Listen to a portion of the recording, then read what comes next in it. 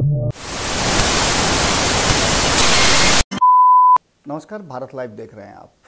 लगातार बिहार और बिहार में होने वाली राजनीतिक घटनाएं आपके जीवन पर असर डालती हैं। ऐसा ही कुछ देखने को मिल रहा है कि इस बार 5 साल के लिए आपने सरकार चुनी है। हालांकि इस बार बहुमत का जो आंकड़ा है वो बड़ा ही कमज़ोर है। बार बार ये बातें कही जा रही है कि नीतीश कुमार इस आंकड़े से, जो कि हमारे राज्य के मुखिया हैं, वो संतुष्ट नहीं है और इस असंतुष्टि में वो कई तरह के प्रयास कर रहे हैं। इन्हीं प्रयासों में उनकी पार्टी की तरफ से किए जा रहे लगातार संगठन के विस्तार और लोगों को जोड़ने की प्रक्रिया भी चल रही है। इसी प्रक्रिया के तहत अचानक से नीतीश कुमार जी इन सब के बाद, सरकार के गठन होने के बाद आते हैं और राष्ट्रीय कार्यकारिणी की बैठक में एक बड़ा फैसला ले लेते हैं। आरसीपी सिंह को पार्टी का कमान देकर के अपने पूरी तरह से फ्री कर लेते हैं अपने आप को। और इसके पीछे का बहुत सारा कारण बताया जा रहा है, लेकिन मुख्य कारण था आरसीपी सिंह का संगठन पर पकड़। लगातार जब से प्रशांत किशोर जदयू से बाहर हुए हैं, तब से संगठन की जिम्मेवारी आरसीपी सिंह निभा रहे हैं और बिल्कुल उसी शैली और अंदाज में आरसीपी सिंह ने संगठन को मजबूत करने का प्रयास किया। लेकिन जिस तरह से 2020 के चुनाव में नीतीश कुमार को झटका लगा, ये देखते हुए नीतीश कुमार ने एक अवसर और बड़ा अवसर आरसीपी सिंह को दिया। अब आरसीपी सिंह लगातार प्रयास कर रहे हैं और एक से एक प्लानिंग बनाने में लगे हुए हैं। इस बीच में आरसीपी सिंह की निगरानी भी की जा रही है। जैसा कि आपने देखा होगा कि प्रशांत किशोर, जो 2015 में नीतीश कुमार को लालू प्रसाद और कांग्रेस के साथ मिला करके चुनाव जितवाए थे और एक मजबूत पकड़ बनाए थे, लेकिन वहाँ भी लालू प्रसाद से थोड़ा सा कम सीटें आने के कारण नीतीश कुमार थोड़ा असहज दिख रहे थे। परिणाम जो हुआ आपने देखा। लेकिन अब चर्चा आरसीपी सिंह की जबरदस्त ढंग से हो रही है और ये चर्चा तब और बढ़ गई है जब से नीतीश कुमार अलग से तैयारियां अपनी कर रहे हैं और आरसीपी सिंह संगठन को मजबूत करने की अलग तैयारी कर रहे हैं। अब इस तैयारी में दो बातें सामने नजर आ रही हैं। एक बात तो ये कि आरसीपी सिंह कह कुछ और रहे हैं, लेकिन उनके क्रिया का जो प्रतिक्रिया होना है वो कुछ और बात कह रहा है। आरसीपी सिंह जिस तरह की तैयारी कर रहे हैं, उसे देख करके लग रहा है कि वो भारतीय जनता पार्टी को एक एक मोर्चे पर घेरने का प्रयास कर रहे हैं। यानी कि जमीन से लेकर के बूथ स्तर तक, बूथ से लेकर के पंचायत स्तर तक, पंचायत से प्रखंड स्तर तक घेरने का प्रयास कर रहे हैं और उसी तरह की रणनीति बना रहे हैं। दूसरी तरफ वो कह रहे हैं कि वो ये सब कुछ कर रहे हैं तेजस्वी यादव को जवाब देने के लिए।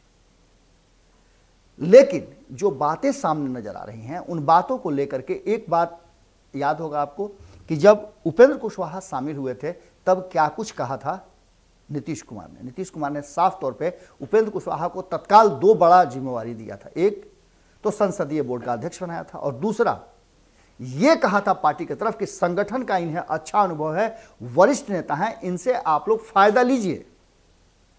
लेकिन अभी संगठनिक रूप से उन्हें कोई पद नहीं मिली है।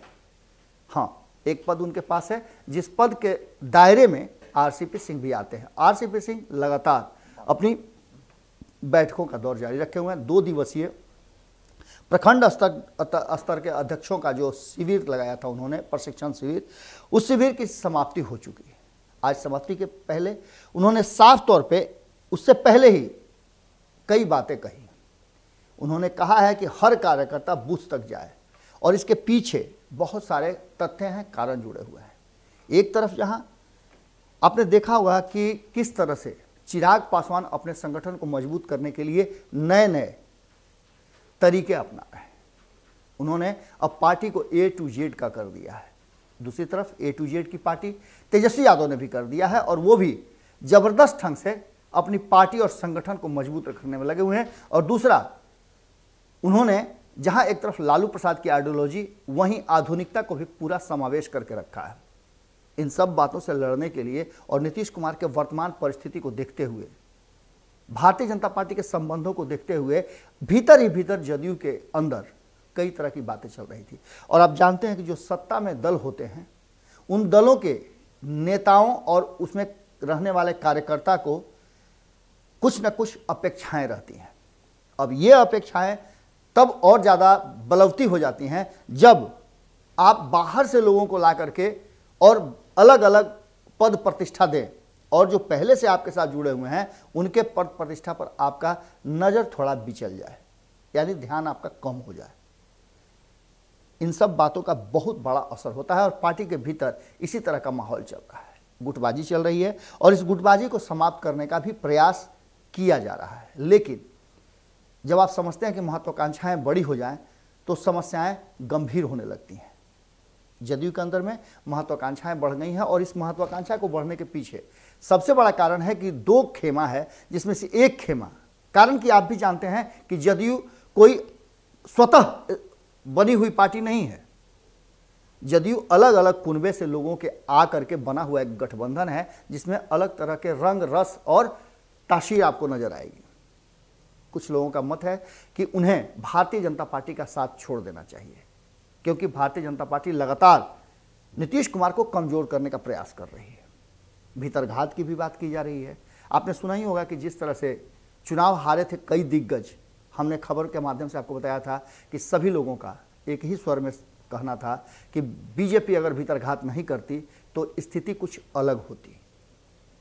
अब इन सब बातों का मंथन का दौर चल रहा है, लेकिन जो तरीका है, जिस तरह से साफ तौर पे आरसीपी सिंह ने कह दिया है कि हर कार्यकर्ता के पास दो कारण हैं बिहार की जनता को अपने पक्ष में और भरोसे में लेने का। वो पहला है कि नीतीश कुमार की आइडियोलॉजी, न्याय के साथ विकास, सामाजिक समीकरण और समाजवाद की धारा का सबसे प्रबल नेता होना।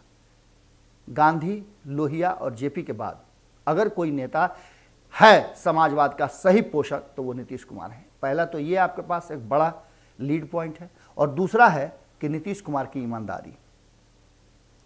इसके साथ आप जाइए और नीतीश कुमार की नीतियों को, उनकी योजनाओं को और जो लाभ हैं वो आम जनता, अंतिम पायदान पर खड़े व्यक्ति तक पहुंचाइए। इसी बात को लेकर के नीतीश कुमार पर हमले भी हो रहे हैं, जहां एक तरफ चिराग पासवान आज नहीं तब से वो हमला कर रहे हैं, तब से नीतीश कुमार की नीतियों का माखौल उड़ा रहे हैं और उसको पूरी तरह से असफल बता रहे हैं जब वो साथ में हुआ करते थे। दूसरी तरफ तेजस्वी यादव ने जिस एग्रेशन के साथ और जिस तरह से नीतीश कुमार को बीच चौराहे पर घेरा है, अब मुश्किल हो रहा है कि इधर जाएं कि उधर जाएं, सामने जाएं या पीछे जाएं। ये एक अलग असमंजस की स्थिति है और इस असमंजस से स्थिति से निकालने का जिम्मेवारी आरसीपी सिंह पर है। उस आरसीपी सिंह पर जिन पर खुद ही कई तरह के दबाव हैं।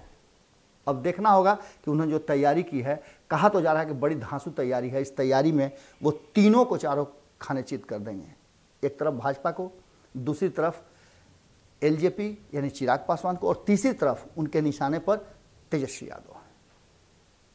कहाँ जाएंगे, किस तरह से जाएंगे? एक चौराहे के एक मोड़ पर, मुहाने पर नीतीश कुमार खड़े हैं और बाकी तीन मुहाने पर तीन अलग अलग उनके साथी और साथी के रूप में विरोधी और खुला विरोधी सब खड़े हैं। कैसे निकाल करके नीतीश कुमार को बड़ी जीत दिलवाते हैं, क्या कुछ होता है, कैसे 5 साल इस सरकार को चलाने में आरसीपी सिंह की भूमिका होती है। कहा तो जा रहा है कि प्लान धांसू बनाए हैं, लेकिन काफ़ी लोगों की और ख़ास करके पार्टी के अंदर की चुप्पी बहुत कुछ कह रही है। बहुत सा प्लानिंग बना है।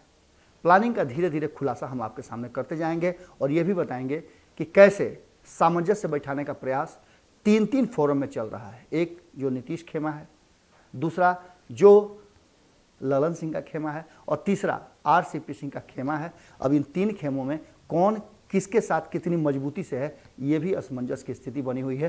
कोई कुछ कहना नहीं चाहता है कि कहीं उसके मुंह से कोई बात निकल जाए तो अगला खेमा नाराज न हो जाए और उसके पद प्रतिष्ठा का हरण हो जाए।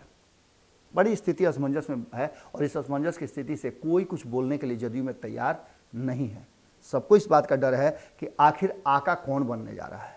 नीतीश कुमार की नीतियों का खूब बेहतरीन ढंग से प्रयोग करने के लिए आरसीपी सिंह एक मजबूत प्लान बनाने में लगे हुए हैं। अब ये प्लान नीतीश कुमार को फ़ायदा पहुंचाता है या फिर पार्टी को या खुद आरसीपी सिंह को फ़ायदा होता है, देखने वाली बात होगी। जुड़े रहें भारत लाइव के साथ, खबरों का सिलसिला लगातार जारी है। नमस्कार।